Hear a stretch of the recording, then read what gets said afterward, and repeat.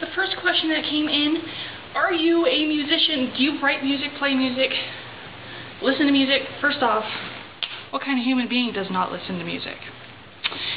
As far as I know, even the people who do not like music are kind of forced to listen to it most of the time. So, in all reality, most human beings do listen to music. I, on the other hand, yes, I do play music, I do write music, I love music. And the other question with that was, what inspires your tastes? And your style and all that? I actually don't know. Because here's the thing, I play by ear. So as a general rule, if I hear something on the radio, chances are something that I play, something I write, will probably end up sounding like that, which is a huge pain in the butt for me because I play something and it's like, oh my gosh, that was really cool. Did I just make that up? Or did I hear that somewhere? I don't know. It really freaks me out sometimes. But the first thing I really want to show you, I'm not just going to tell you about stuff, I'm going to show you stuff because I'm awesome like that. The first thing I want to show you is actually related to this whole musical thing, and let me get it really quick. This is my baby. Isn't she pretty? It's not plugged in right now because, of course, my amp is over there. Well, actually, it's not my amp. It's my dad's amp. But I won this at the fair in a raffle. It's a $1,200 guitar. I technically paid $40 for it. So it's freaking awesome. Yes, if you can tell, I play guitar. But I do play 3 instruments. Guitar, for one, that was actually the most recent instrument I learned. I learned that at the beginning of my senior year. Trombone, which I learned at the beginning of 6th grade, and violin, which I have been playing since I was 6 years old. I mean, I was a little bitty tot, but I didn't start caring about the violin until I started playing trombone, which is really sad. Anyway, let's see. What else? What other questions? Okay, and what inspires you? In all reality, my taste in music, I really like hard rock, a little bit of pop. I'm not huge. I really like foreign pop, like J-pop, K-pop. I love Psy. Oh my god. He's just like, bam! I mean, the only song I know of is Gangnam Style, but oh my god, I love that song. And really a whole bunch of foreign bands. Within Temptation, Nightwish are both really great bands. And one of my favorite composers is honestly Danny Elfman, who composes for Tim Burton movies. I love his music. Every time I hear his music, it's like I just want to get up and dance, even though it's supposed to sound really creepy. So that's it on the music. Oh, and there was one other question on that comment. I'm going to put a picture of the comment that I got from the site. She said, talk about, if none of those work, talk about your crushes, people you've had crushes on. But there's one that really, really sticks out in my mind. I started having a crush on him in 7th grade, and it went all the way through senior year when I finally managed to talk to him. I mean, oh my gosh, I'm one of those people who, when I like you, I'm not going to talk to you because I'm scared to death. And I finally managed to talk to him because I asked him to morp. And it was awesome, it really was, but the entire time was so awkward because I'm like, what do we talk about? I don't know what to talk about. It was so awkward. And I ended up talking about shoes. That was the stupidest thing, where I'm like, he asked my feet hurt. It's like, oh yeah, my heels are about 4 inches, and like all my heels are 4 inches. I don't know what it is, but every time I buy heels, they're all like 4 inches high. It doesn't matter. So I ended up talking about shoes around, specifically to my crush of 5 years. Yeah. So that was really embarrassing. So the next thing I'm going to talk about is our lovely animals. Let's see, there's a total of 6 of them. Okay, and so you probably think that we're like, okay, how about cats and dogs? No. First off, we don't have any cats. My mom and dad are both allergic. My sister was also allergic.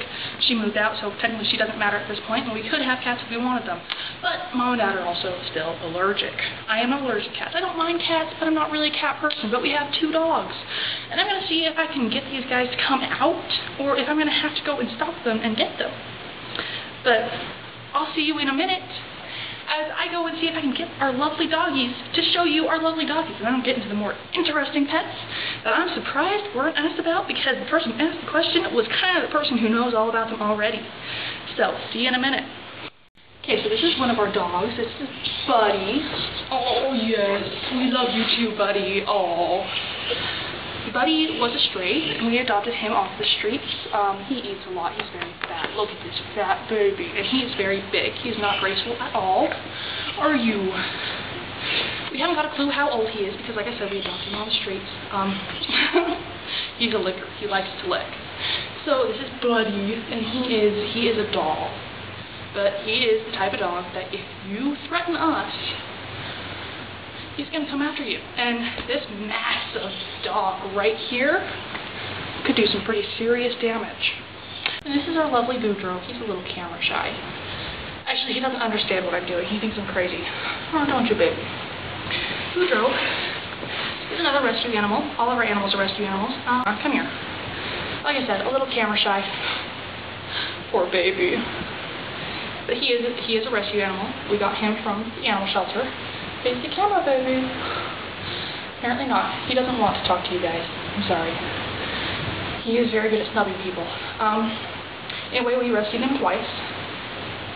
When you think about it, we rescued him from the shelter, and let's see if you probably can't see this, but put your head up, baby. Right here, he's got this pretty nasty scar across his head. Because after we got him, when I was in 9th grade, he was shot in the head. He doesn't have any personality changes. It didn't go through his brain at all. It went through his nasal cavity. But yeah, so he's still a very special puppy. We call him our cat in a dog suit. He likes to act like a cat. Like I said, we're all allergic to cats, so we don't have cats. Well, my mom, dad, and sister are, but yeah, this is Boudreaux. He is a doll, and everybody loves him. I'm so sorry he's camera shy. Okay, so this is where our animals start getting a little interesting. If you can't tell, I have something on a leash down here for the faint-hearted, faint of heart. Okay, this was not much of an issue, but a couple down the line may be a little bit of an issue. So, this is one of our favorite little cuddleable animals that you're probably going to think I'm crazy for calling cuddleable. Come here, sugar. This is an American alligator. Her name is Mama Odie. And she is a doll. She's a little frustrated right now. But she is very cuddleable. Oh, doll, don't be that way. So this is Mama Odie. Look at her pretty gator face. She's like, oh, there's a camera right there? I do not like cameras. She actually is pretty good with cameras, which is really crazy. And she is an absolute doll. Oh, yes. She doesn't take any offense to that at all. She is very cuddleable, very holdable. You're probably thinking, oh my god, you're crazy. You're hugging an alligator. Yes, I am. Mama Odie. Oh, little darling. Yes. Hi. How are you? Like, I'm not happy. She says I'm not happy.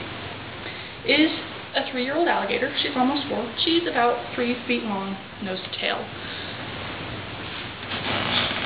Like I said, all of our animals are rescue animals. She came from a gentleman who broke the law, basically. And it's illegal to have them in the town where we do all of our shopping, 15 miles away. But it's not illegal here. It's perfectly legal to have alligators in our little tiny town. Which, you know, in another episode I'll probably tell you a little bit more about our little tiny lovely town. So he got in trouble with the law, and his probation officer totally flipped out when she found out about the alligator and was like, you have to get rid of it. They called animal control, and animal control told them to call us. And you'll see why in a minute, because she is not our first alligator. I'm going to turn off my camera, let my camera rest, and give Mama Odie a little bit more handling, because I would really hate to just take her out of her cage and then toss her back in and be like, okay, I'm done with you. She doesn't really like that. She really doesn't like that. But that happens to her a lot, which is really kind of sad.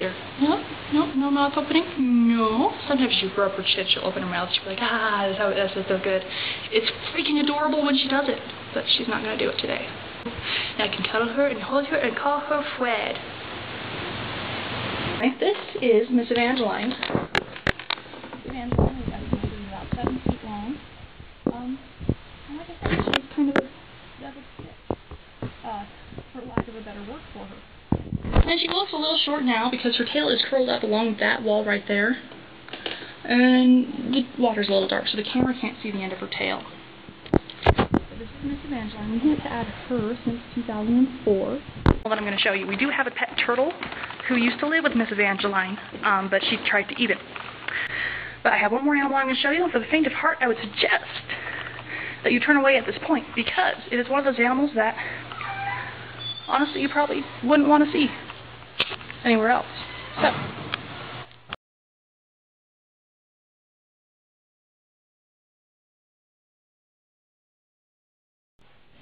like I said, the faint of heart should probably turn away at this point.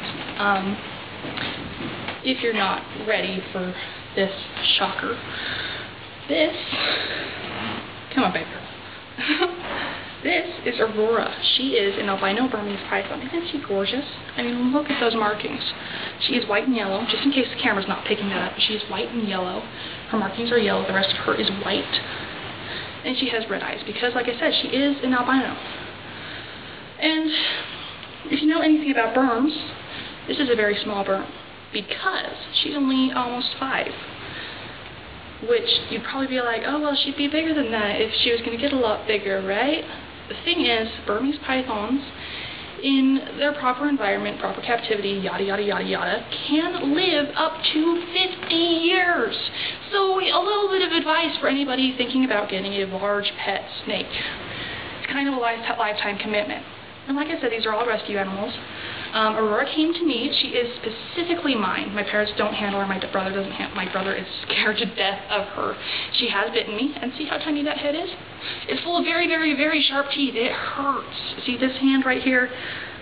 This knuckle, my middle knuckle, if I hit it just wrong still, because she bit me one time, got a hold of me for a good 15 minutes before somebody was able to get her off. And the trick, in case you're ever in that situation, is to use alcohol, rubbing alcohol specifically, or strong vodka or liquors. As we found out, vodka works. Like I said, we live in the restaurant, above the restaurant, and we do have a full bar, so somebody ran down and got some vodka, shot it in her mouth, and got her off me after 15 minutes, basically. But she had her teeth wrapped around this knuckle, and if I hit it wrong, it shoots pain at my arm, and it hurts like hell. But see, she bit me because technically I wasn't feeding her enough. So I just upped her feed a little bit ago. Aurora is a whopping, let's see if I can show you this. There's her head. Body, body, body, body, body, body, body, body, body, tail. She is about 8 feet long. You see there was that droop there. And we actually measured her out on our pool table. Our pool table is about 8 feet, and she just hangs off a little bit off the edge.